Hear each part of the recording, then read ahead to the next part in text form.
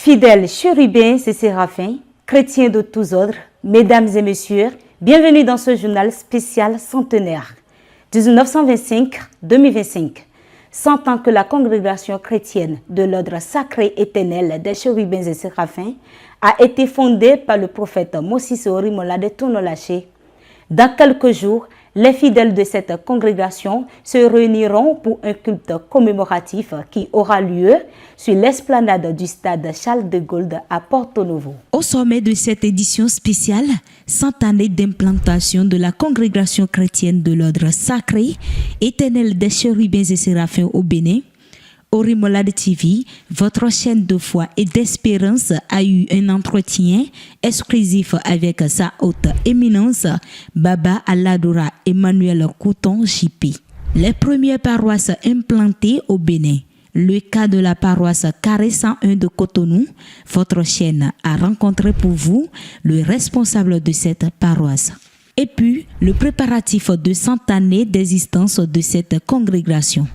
Nous avons rencontré pour vous quelques fidèles qui se prononcent au micro de nos reporters. À nouveau, bonsoir. Nous rendons grâce au Seigneur pour ses bienfaits dans la vie de tous les chrétiens de l'église des chérubins et séraphins au Bénin et partout dans le monde entier qui célèbrent cette année les 100 années d'implantation de la congrégation et la faveur partout dans le monde, au Nigeria, au Ghana, au Grande-Bretagne, aux États-Unis, au Gabon, en Côte d'Ivoire, partout dans le monde. Les fidèles chérubins et séraphins vivent des moments exceptionnels. Cette année, en effet, 100 années sont écoulées. Votre chaîne, qui a été créée le 9 septembre 2023, a le privilège de mettre en place un programme aussi exclusif que cet événement nous convie donc à rester câblés pour la suite.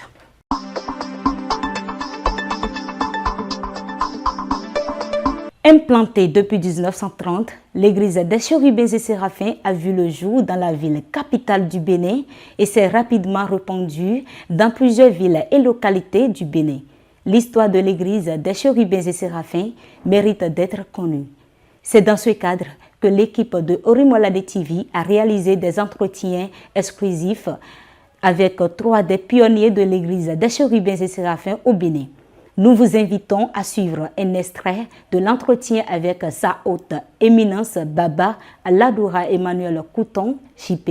Avant que vous savez en droit Bénin, et ma sotra wa de wagmon Baba Mose wa do edo anfi to mo we khore dali o se do ye ni se ko wa khore teji o kala ko we ji ba kono na je amo me de ta we lo me ye do me iro ye lo na kwesi wo lo we do ye ra lo khogbonu wa ji khogbonu ye na do kwa lo de bo ye khaya kho do kwe bo kome we bo kome lo ma ka ten to khon kome bo ino fun afon nu de ko ino fun we me lo de ko ino fun we ya lo de ko Baba mi le ton Couton Moïse mi le ka ti do kome bo fi merci assiette ton onu jeji yo wo si we no yin bo iku odu adubo mele ka ndo apa no dai do mi le ti to we go come o ro ko de wa pa to ko le po mi do ina se so friend je so friend o na je so friend o fi lo pe mo bo mi de bo mi le to so mo asun ja o de ni bo do ma yan le so ti bo kan de bo ba mi ton la bojuto ese le pepo to alo merin agun ti tan le wa ogbonu weje so ogbonu iso igodo ai do Couton de okolele eyigun wa kun lo egba pe ni yo bo se so no gbe kakaka den bo so ji fi òfin no ji fi ko sa ku onana no wa wa do akun aye ba kun la to no ko to go kaka bo ye wa enregistré au ministère de l'Intérieur. Et à moi, Bénin, bon, là, et on est. Et tout là, tu t'es voyé, à la bouille, tu as fait la mica. Et tout là, tu as Ojo a passé ton donnant. Nous les pots, vous savez, à vous là. Nous n'avons pas mis ton voyer retraite, pour pouvoir ton secoué. Voilà, nous on y va tenir à vous là, et bien, là, vous faites réunir ton haut. Non, moi, c'est au matin là, c'est à son tchao d'Aho et Zegmouji. Voyons, petit temps de notre oui. Vous savez, à petit temps de nos à son tchao à l'opalopa. Et ça, à son tchao à l'opalopa. Mais nous, à son gaga de Christine Coton. Nous, les réunions, vous voulez dire, vous voulez donc. Tu vois, on est pour mon coton. Et bien, si, vous êtes ton mouton. Kaka, Boajo, Daina, Miketin, tout peut être rigolé. Et alors, vous voulez connaître ton haut. Vous voyez, nous, à l'ocon. Mais les badis d'oblo. A fourni son pays. Un mento qui continue avec ton cria. N'a eu de son canyon d'or. A vous d'eau, nous, mon titan, c'est la forêt. Nous, voilà, quand tu vas pas être au camp de co. Si nous, voilà. J'aimerais connaître ton, n'a pas bon. Nous, quand on va être au stade de sport, nous. Si c'est un bain de camp haut, mais. Direction Cotonou pour clôturer les entretiens exclusifs centenaires. Installée dans la ville capitale, l'église s'est rapidement fait connaître grâce à ses actes miraculeux, la paroisse Carré 101 faisant partie des premières paroisses implantées. Le surintendant général Daniel Ligan nous donne les détails sur la date d'installation de la paroisse Carré 101 et emboîte les pas au Baba Aladoura dans la narration de l'historique de l'église des Chérubins et Séraphins au Bénin. Nous pour le point. Mais pour aider dans 1933, où à moi, où ton nous va dire, bon mais les verres de Dieu et des bois d'où qu'on l'a dit, là qu'on dit, Baba Aladoura Monsi Orimolade Adjamokadi, si pédi demain. Bon nous mêmes d'aller. Dieu aussi à son heure.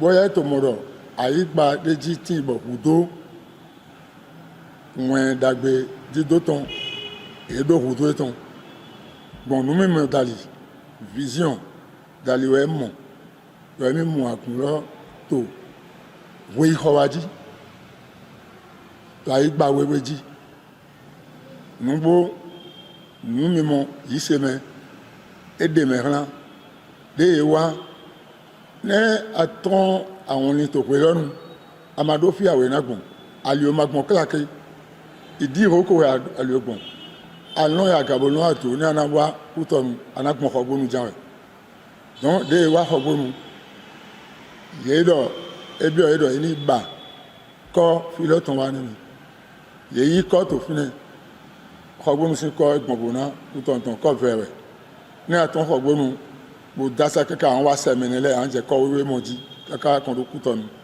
donc de yi e man ko mon coton de sogoa di gowa eton baba meton le poti lamikan wa pin lamikan ala bojuto wo koto taome botuto mefi c'est un géomètre we yi koto azonwa e man kon kuton e so en khogbonu bon baba meton les po le po a force mais po non donc des tons donc mais des tons tout demain voilà vous me demandez tout est en Nigeria donc des filles y moins mais c'est que étonné mais quand tu as balogi couteau nous quoi nous pour le douane bon et je nous connais ben wa fi y wa yi ko putain essaye des baba la doit me sommer ou là donc les titos à gonfiton et wa goné di gbo nous mêmes baba la doit me sommer Jamukadi dali. Dans quelques jours, plus précisément du vendredi 29 au samedi 30 août 2025, ce sera la célébration des 100 ans de l'église des Chérubins et Séraphins. Dans ce cadre, nous avons fait une descente auprès des fidèles pour savoir comment ils se préparent.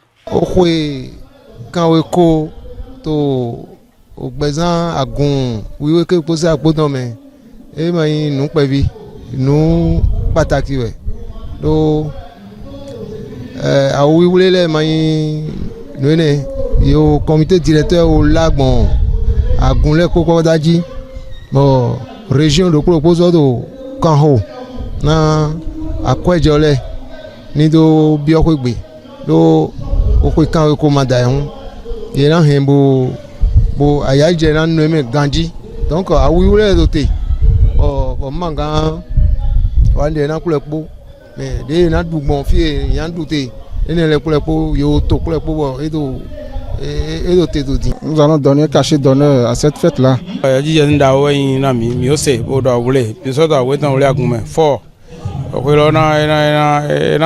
Mito awule ta mboro gbesi some na do siga duwe lo pa ya je po na vi home na mi so we na mi ko se ogbedide lo bo mi me po to aya je me bo ni apapa da hore bo to meji na mi ni do siga mo azan lo na do siga jaya do po to se azan okun no ton do aga.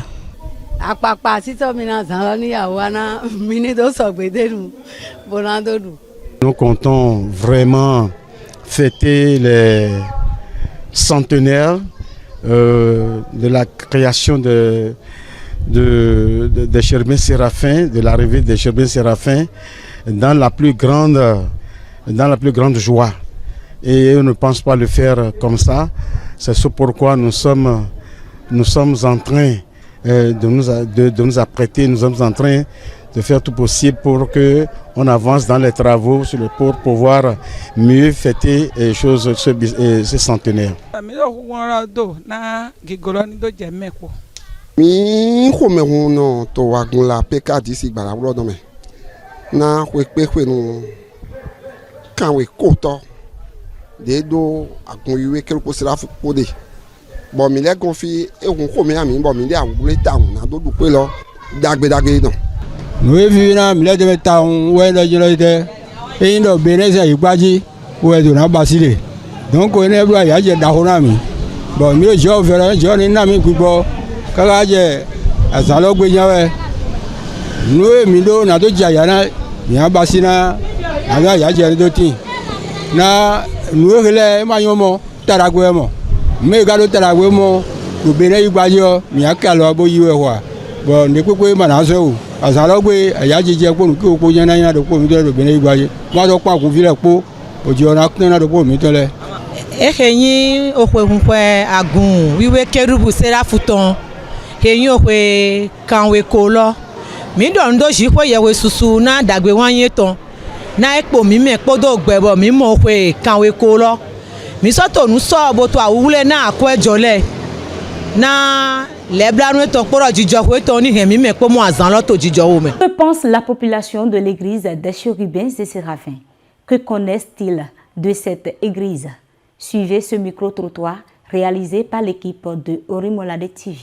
Dagbede ami sa ne ehwana meledo yile po mema yile po enete do ni mi pon de gbedin do asankun de tin bo ni aitoto kakaka bo asebi odeme o azon le enu ya o se fe blon ya o gbo me mo ke ami sa ne lo jide enu ya o wa son ne lo kanti kwa enu wa son de yin do asison de yasin bo jan kwere bo groupe to le be se wa elegan enu godena bon enu ya o se fe bo ma nu ya o wa son bo le no mo wi de me ami sa de yin bo dagwe susu wana to taun. En ce qui concerne les bienfaits, c'est l'église, on dit l'église, il y a la prière et que les autres aussi font et que eux aussi ils font. Donc si je vais dire bienfait, c'est la prière et que les autres trouvent de la satisfaction. S'il n'y a pas de satisfaction de quelque chose, vous avez un problème et que vous voulez avoir une solution à cela, raison pour laquelle parmi tant d'autres vont à l'église. Vous voyez? Donc je peux dire en ce qui concerne les bienfaits, bon, la prière, les autres trouvent des solutions à leurs problèmes. Je peux dire un peu ce que vous voulez dire.